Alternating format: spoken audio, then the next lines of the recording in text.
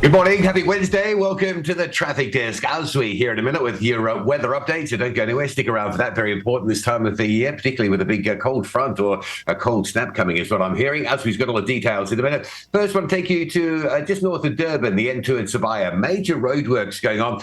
You can see there's going to be lovely. Lots of lanes due to open, once they finish the construction. But at this stage, if you're driving from Durban up to the airport in the off-peak part of the day, everyone sort of slides into a single lane and it causes problems. So if you're airport bound, last thing you need is to be stuck in traffic or stuck not knowing about it at least and not having the opportunity to use some alternative routes. And that's as what it gets sort of from Gateway up towards Sabaya, just shit as everything funnels into that single lane. That was like lunchtime yesterday. This gives you an idea of the volume that's out and about and the delay that you can expect off peak 9 a.m. to sometimes about as late as 4 p.m. in the day.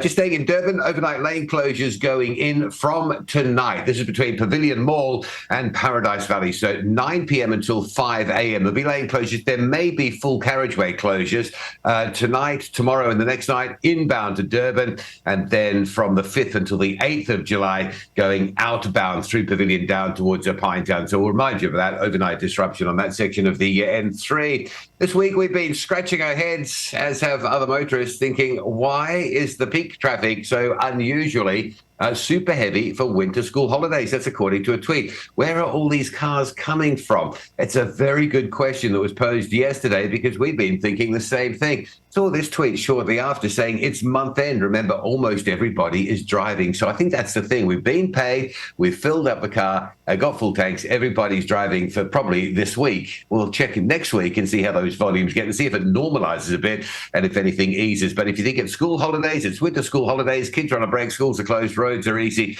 It's not. It really is, in the words of that first tweet, super heavy. And talking about filling up the car, well, it's not great news. This is the new prices that apply at the fuel pumps from this morning. The prices changed at midnight last night, both petrol and diesel up. Diesel up fairly substantially, but petrol up in the 50-cent mark as well. So those prices going forward now for the month of July.